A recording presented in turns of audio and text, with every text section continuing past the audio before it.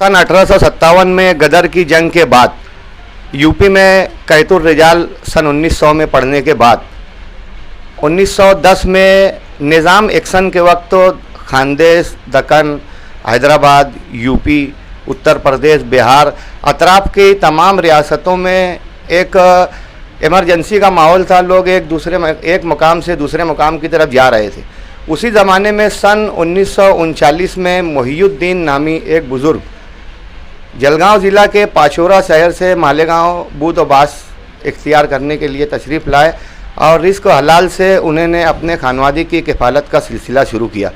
उसके बाद उनके बेटे अजीमुद्दीन जो वर्ली रोड मोमिनपुरे में रहा करते थे, ये लोग पानी के टांकी के कारोबार से मुंसलिक हुए।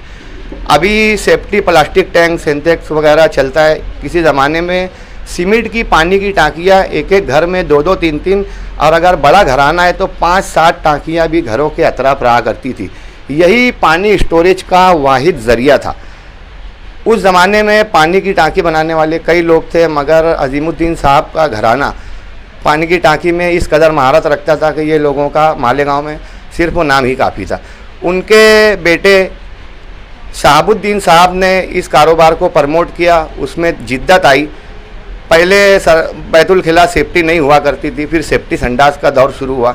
एक बिल्डिंग में 5-5, 7-7 सेफ्टी संडास हुआ करती है ख़ानदान में, आजू बाजू अतराफ पीछे।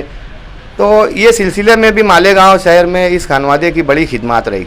पानी की टांकी से सेफ्टी संडास के मरहले तक उनका ये सफ़र इस बात की गमाजी करता है कि ये लोग सनत में जिद्दत को लेकर, कारोबार में जिद्दत को लेकर मेहनत, मशक्क़त, ईमानदारी से इस कारोबार से मुंसलिक रहे और प्रमोट होते रहे। सेफ्टी संडास की टांकी के बाद में जब मस्जिदों, मीनारों, खानकाहों, दरगाहों और ईदगाहों के मीनारे जब बैरून शहर मकराना से लाए जाते थे, कोई एमपी से लाता था, कोई राजस्थान से लाता था, इसके लिए बेइंतहा ट्रांसपोर्टिंग के अखराजात बढ़ जाते थे। इस खानवादे ने चूँकि उनके कारोबार से मुंसलिक मराब व मिंबर, मीनारे, कालम्स वगैरह बनाना था, इसलिए उन्होंने उसको भी फॉलो किया।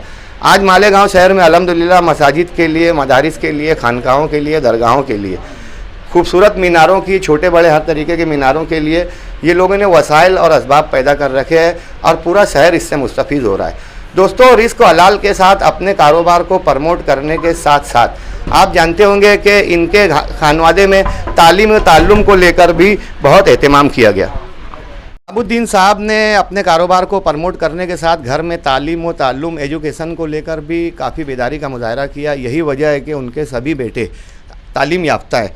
पहले बेटे इरफानुद्दीन चूँकि बड़े थे, मेहनत व मशक्क़त के लिए वो अपने वालिद मोहतरम के बहुत ज़माना तिफली से ही मुंसलिक हो सके, मगर उन्होंने अपने छोटे भाइयों को पढ़ाने का जो आज़्म ज़ाहिर किया, आज वो मरहला तकरीबन तकमील को पहुंच चुका है। इरफानुद्दीन साहब मीनारों का काम संभालते हैं। उनके छोटे भाई ज़हीरुद्दीन ये हमारे सैफ परिवार के रुकन भी हैं और ये सेफ्टी संडास के लिए शहर भर में बड़ी महारत रखते हैं।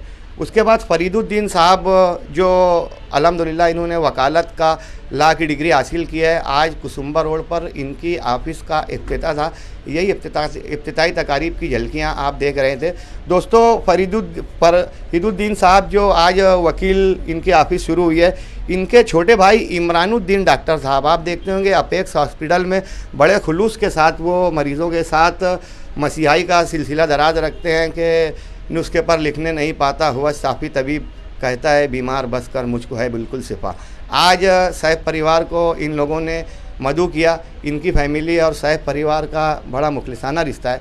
आइए दोस्तों, इस तकरीब के मौके पर हम वकील साहब से जानते हैं कि वो क्या महसूस करते हैं। अस्सलाम वालेकुम।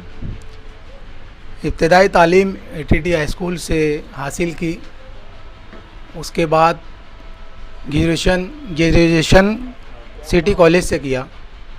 फिर मैं और एडवोकेट अल्ताफ़ हमने KBS लॉ कॉलेज में एडमिशन लिया और अल्हम्दुलिल्लाह वहाँ से LLB की डिग्री हासिल की।